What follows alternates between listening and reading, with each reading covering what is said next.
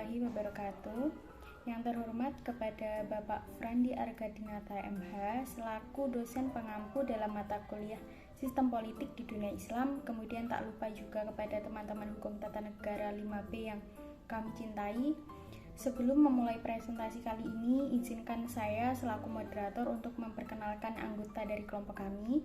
Yang pertama ada Arilia Syadita sebagai pemateri 1, kemudian ada saya Anisatu Mufadilah selaku moderator, kemudian yang ketiga ada Ardianti Regita Cahyani sebagai pemateri, kemudian ada Abdul Rozak sebagai pemateri, kemudian ada Ahmad Soleh Nuryanto sebagai pemateri, dan kemudian juga yang terakhir ada Ahmad Abidin yang berlaku sebagai pemateri.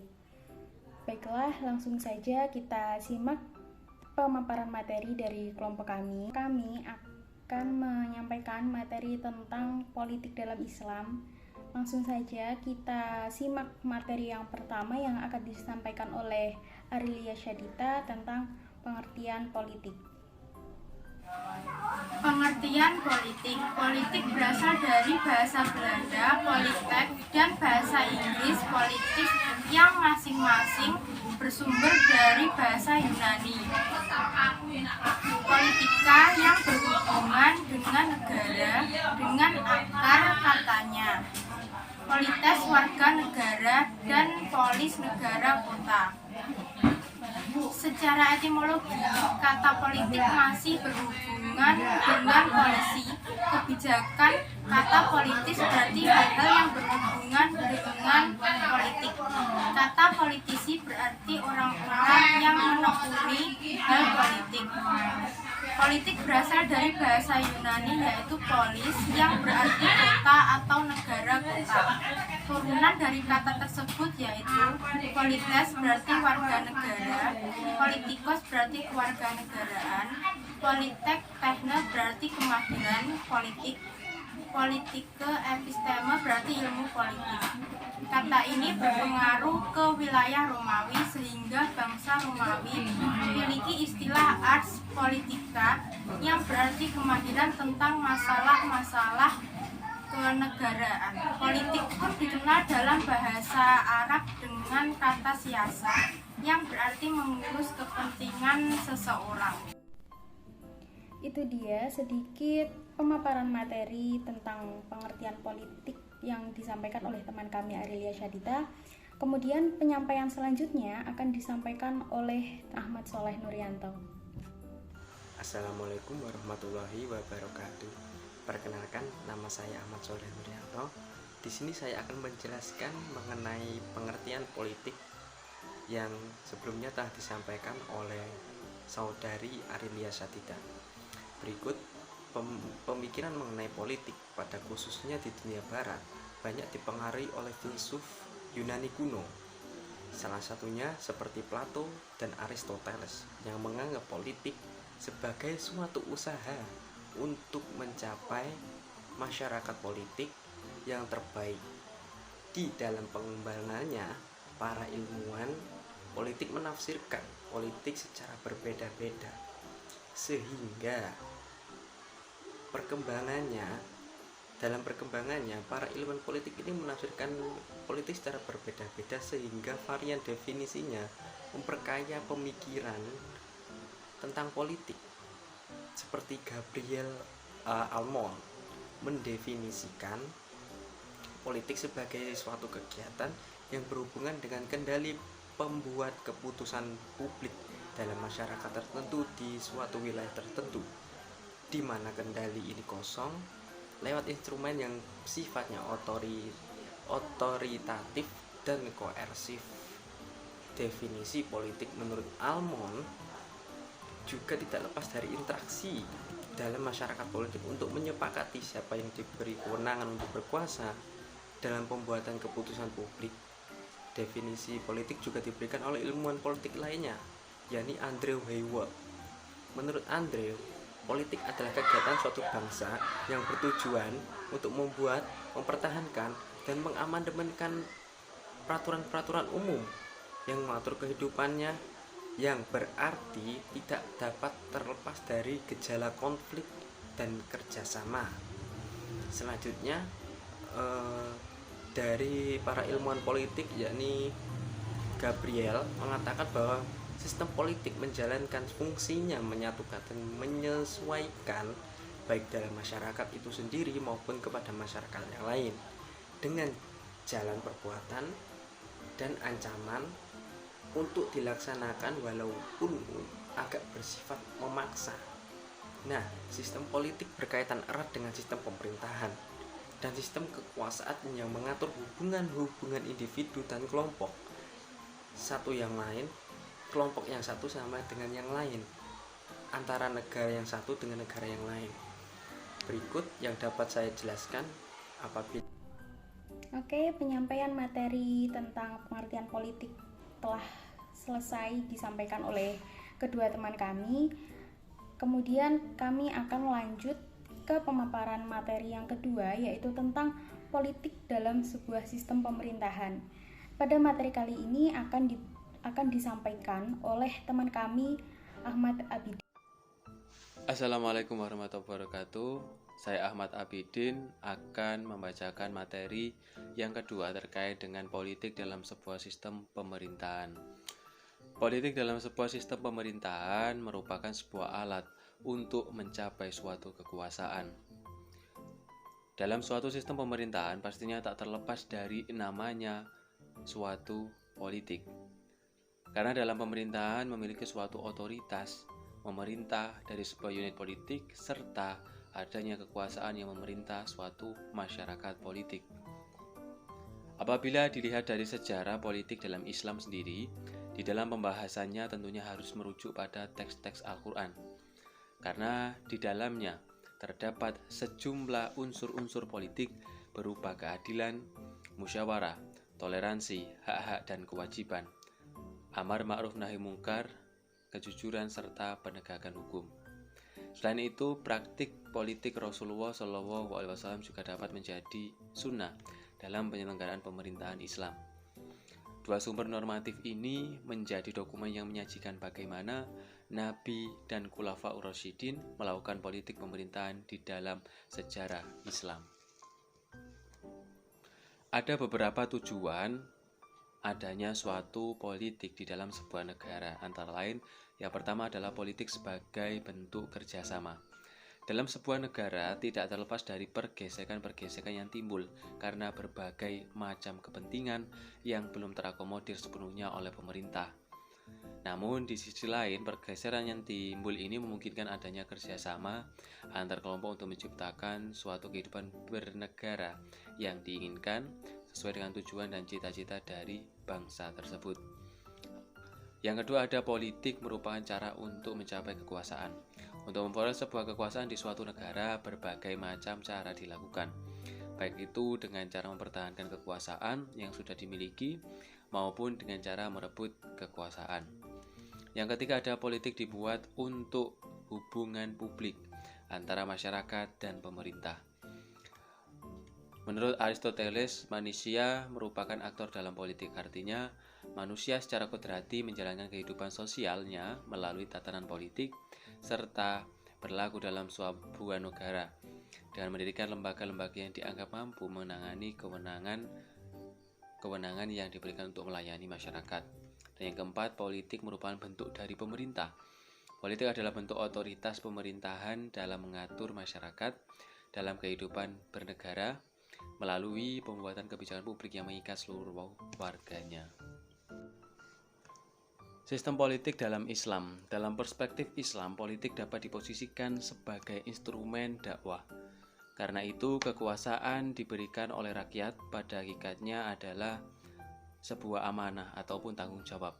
Maka kekuasaan atau jabatan apapun yang dipangku oleh seseorang atau seorang muslim haruslah dinisbahkan dengan pertanggungjawaban. Politik adalah salah satu aspek yang diatur di dalam Islam. Hal ini sudah dicontohkan oleh Nabi Muhammad SAW ketika beliau hijrah ke Madinah. Nabi Muhammad SAW menciptakan suatu kekuatan sosial politik di negara Madinah. Hal yang pertama beliau lakukan, di Madinah dalam rangka pembentukan sebuah negara adalah membuat suatu piagam yang bernama dengan Piagam Madinah. Piagam Madinah yang berisi 47 pasal ini memuat peraturan-peraturan dan hubungan antara berbagai komunitas dalam masyarakat Madinah yang majemuk. Di negara baru ini, Nabi Muhammad SAW bertindak sebagai kepala negara dengan Piagam Madinah sebagai konstitusinya.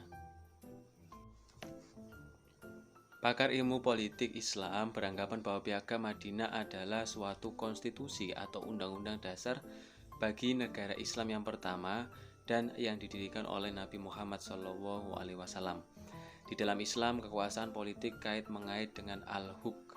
Perkataan al-huk dan kata-kata yang terbentuk dari kata tersebut dipergunakan 210 kali dalam Al-Quran.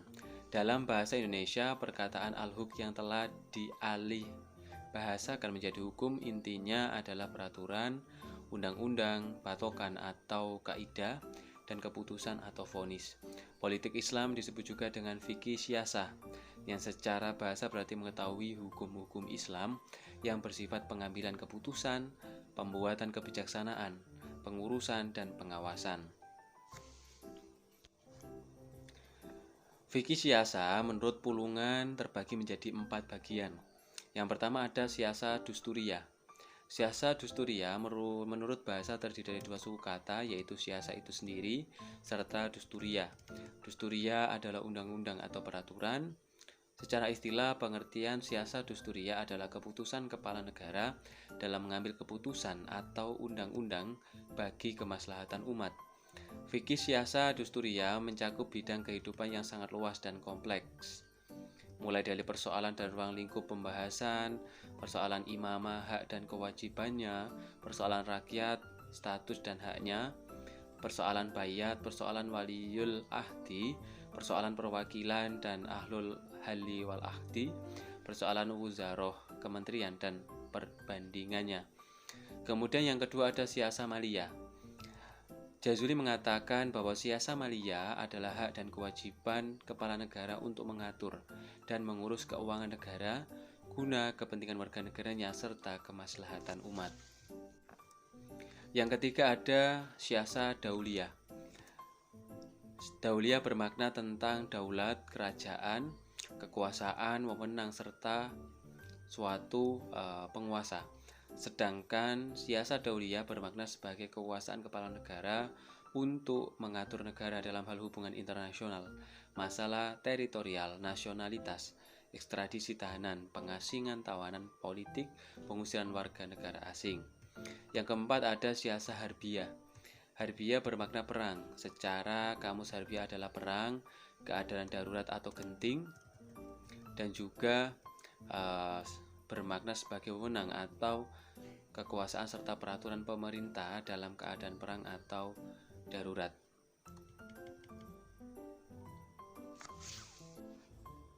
Sedangkan sistem politik yang dilaksanakan di Indonesia berdasarkan pada aturan dan ketentuan dalam Undang-Undang Dasar 1945 setelah ada amandemen mengalami banyak perubahan.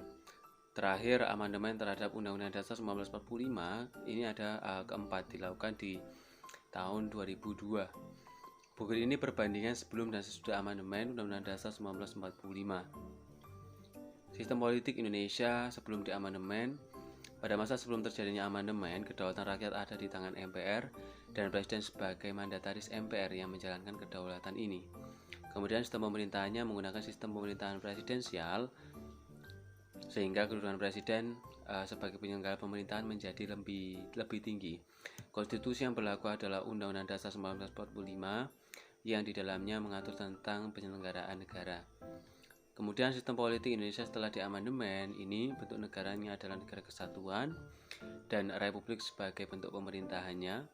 Kemudian NKRI dibagi atas 37 daerah provinsi. Kemudian masa jabatan presiden dan wakilnya yaitu 5 tahun dan setelah itu dapat dipilih kembali. Kemudian ada lembaga tinggi negara antara lain MPR, DPD, DPR, BPK, Presiden, KY, MK, dan MA. Kekuasaan pembentukan undang-undang ada di tangan DPR beserta dengan Presiden. DPR pula yang menetapkan anggaran belanja negara dan mengawasi jalannya pemerintahan.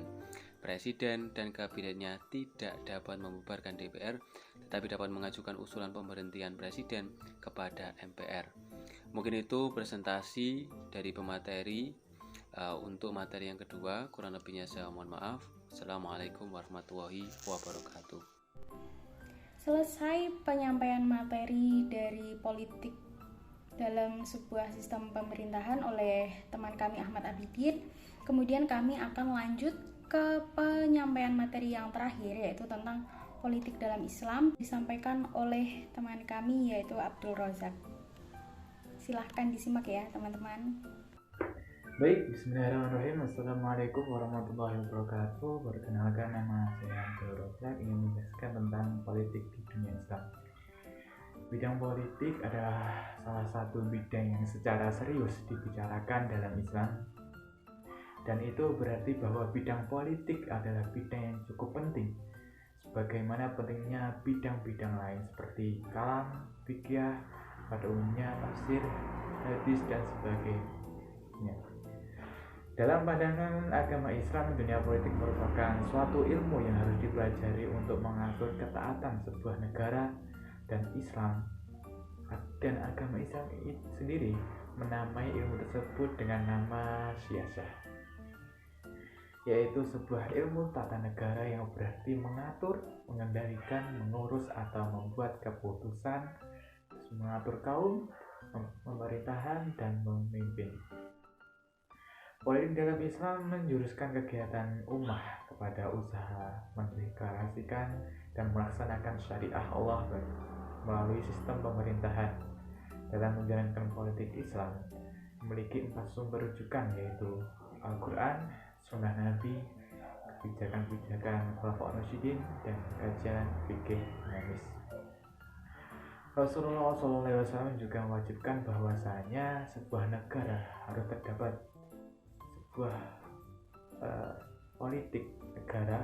Dalam hadisnya beliau bersabda, adalah Bani Israel, mereka diurusi siasah urusannya oleh para nabi.